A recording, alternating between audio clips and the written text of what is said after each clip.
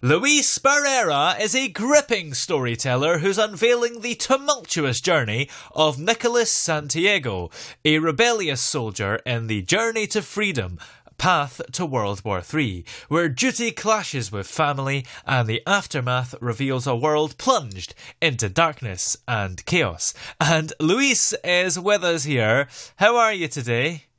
I'm doing pretty good. How about yourself? I'm excellent, thank you. So, this book is of course called The Journey to Freedom, Path to World War III, which is a gripping tale.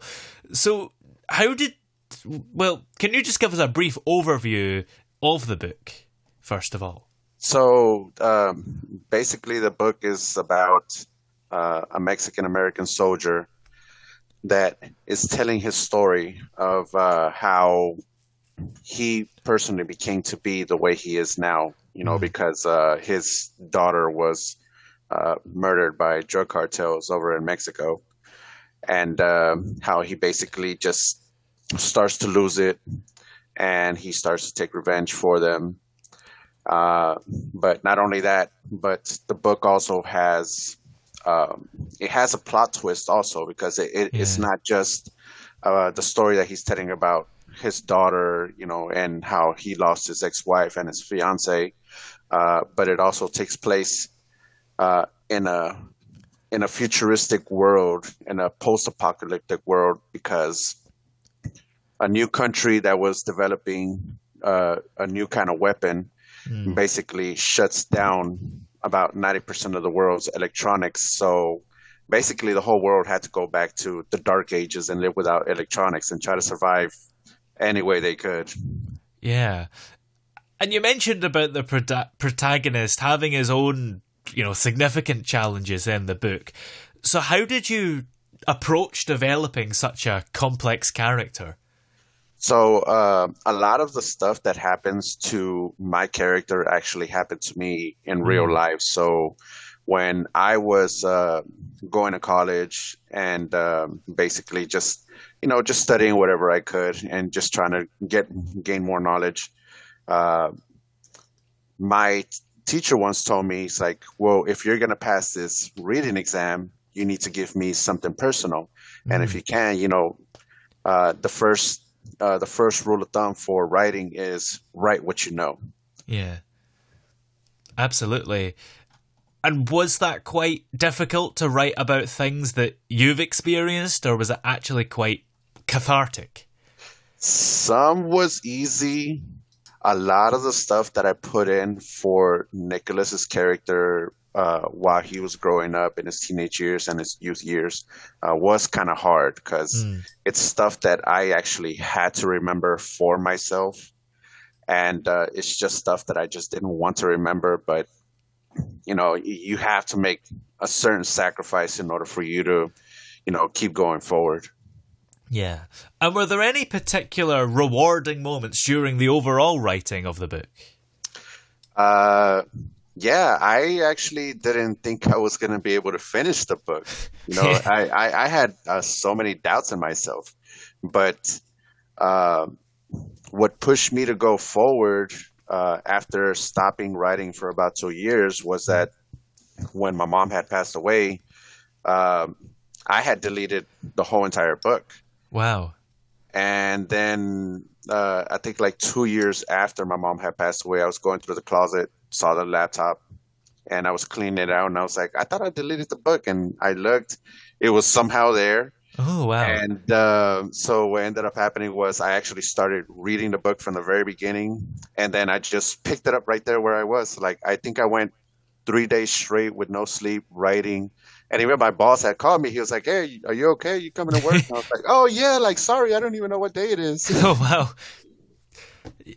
And do you think, when you were sort of going back and rediscovering the book, did you change any elements of the bits that you'd already written?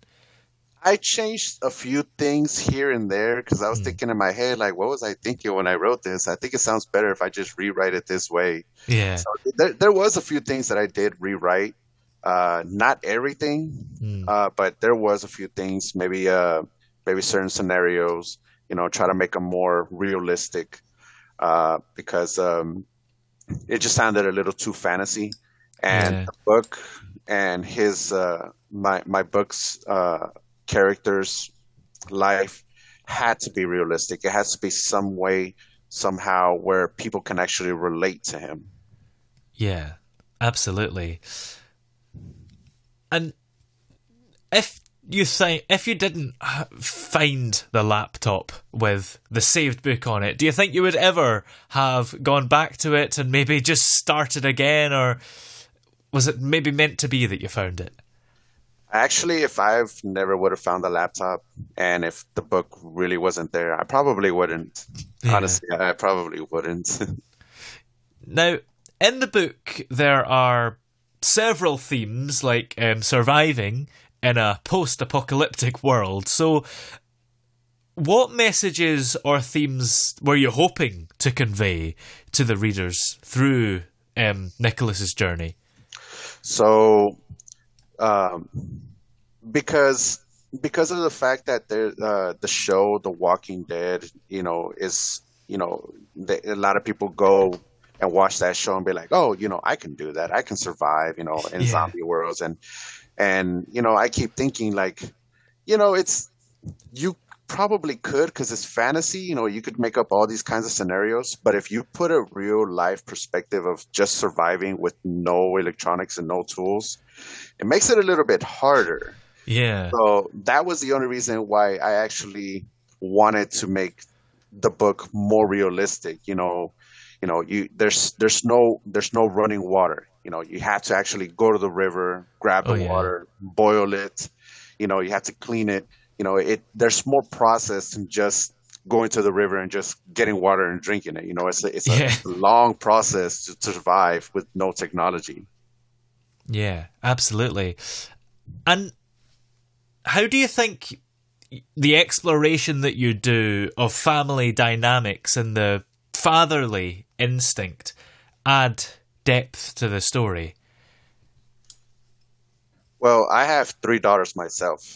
Mm, So, I mean, my fatherly instincts are always set on a very, very high level, and they're always on. yeah, So that's another reason why Nicholas is so hell bent on the point that he has to protect his daughters. He has to make sure that they're always good, they're always alive, and they always have everything that they need, even in a world of no power and no technology.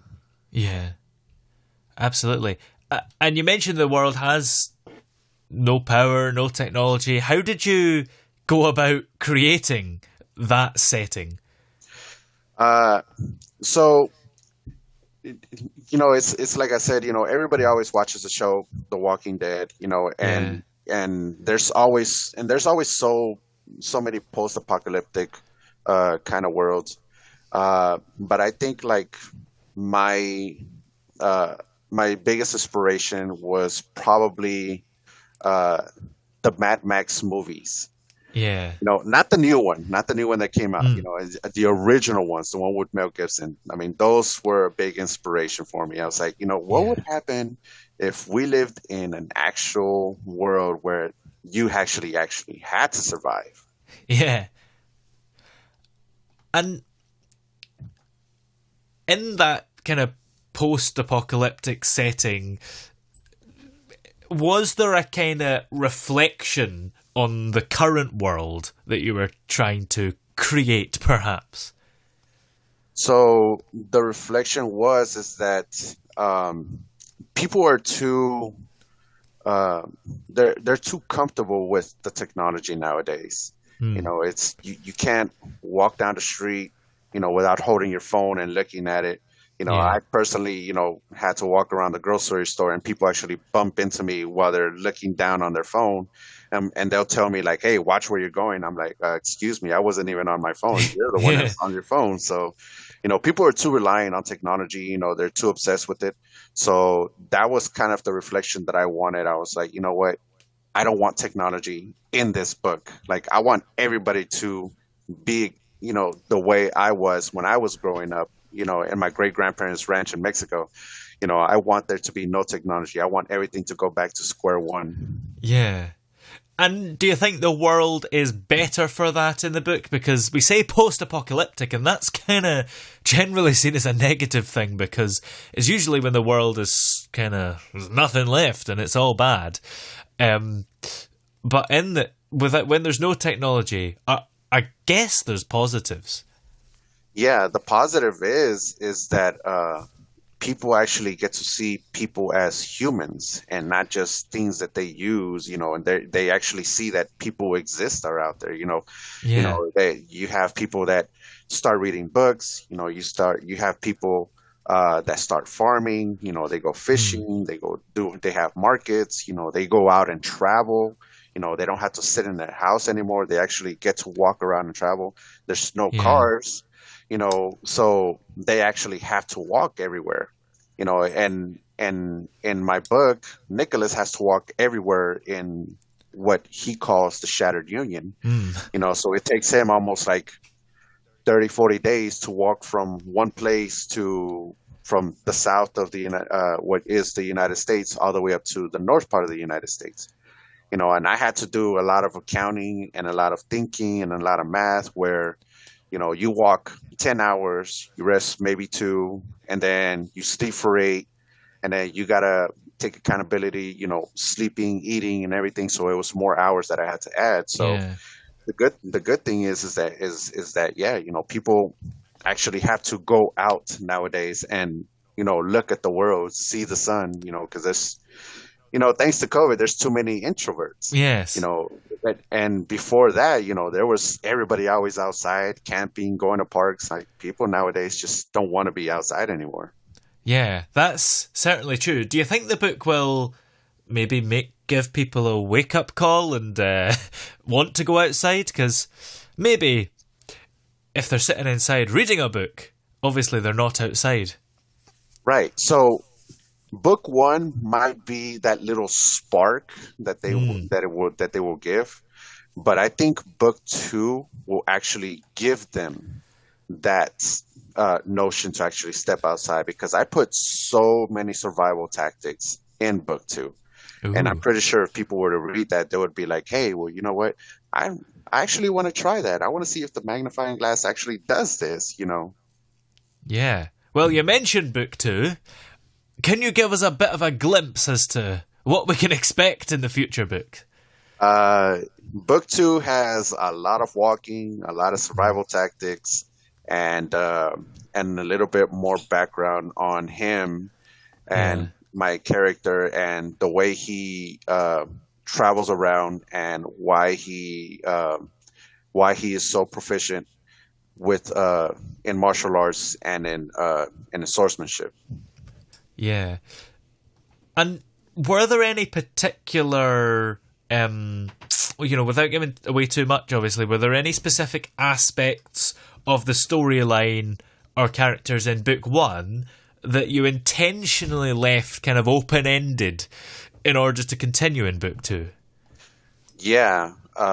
So basically, the one open end that I keep leaving in book 1 and 2 is the fact that he wants to write things when he was sent on a suicide mission. He was meant to fail, and the culprit that sent him on that suicide mission is still alive. So that is what is driving him to keep going forward. Yeah. And the book as well, it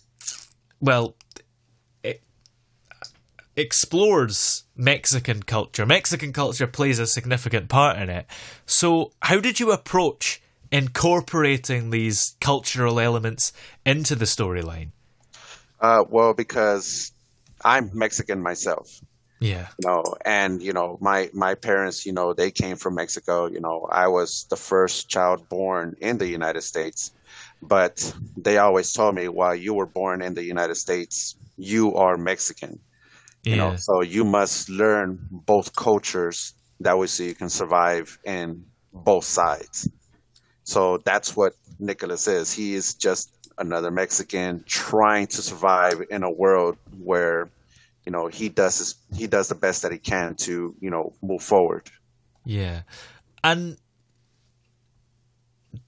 was it important for you to accurately represent Mexican culture in it? Yes, it was very, very important to me because Hollywood seems to, portray us as just typical drug dealers, cartels. We're farm workers. We're babysitters. We're housekeepers. But we're so much more than that. We also come over here. We work hard. The ones that are born here, like me. We go to the military. We try to represent the country and our people. And for me, this was a very important book because I see so many shows and I see so many movies and I read so many books, and there's almost 0% of Mexican heroes. So I was like, I want this guy to be the first Mexican hero. It's like, even when I went to go get my book published in this company over here in Fort Worth, the lady had told me, she was like, well, maybe you should make the character black or white because there's really no Mexican heroes. I was like, well, my character's going to be the first. And that's what I want. Yeah, that's quite shocking, really, that it's the first Mexican hero. And there needs to be a first, and you need to challenge the stereotypes. Otherwise, you'll always end up with Mexicans just being typecast, won't you? Oh, yeah. And how do you feel that readers from all sorts of different cultural backgrounds, whether they're Mexican or not, will connect with all the different themes that are presented in The Journey to Freedom? So my character's team is a diverse culture of friends. Yeah. AB is white, but he grew up in a black neighborhood. You got Marcus. Marcus is black, and he grew up in a very prestigious family. You got Lawrence. Lawrence is the first Jamaican-born American, from his family coming from Jamaica. These were all friends of mine in the military, so I had to put them in there because we were just a large, vast, diverse culture friends, that we just kept learning about. Yeah. Absolutely. Now, if there was one message overall that you'd want readers to take away from book one, what would it be? One message. The message would be, you can really overcome your traumas. I mean, all the traumas that Nicholas has gone through, I went through. It takes time, but you really can overcome and become stronger and a better person than what you were before and after your traumas. Yeah, absolutely.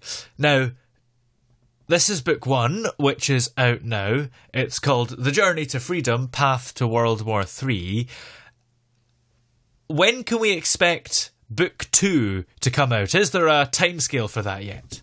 Oh, no. Book two is already out. Oh. I just had it published, I think, in July of this year.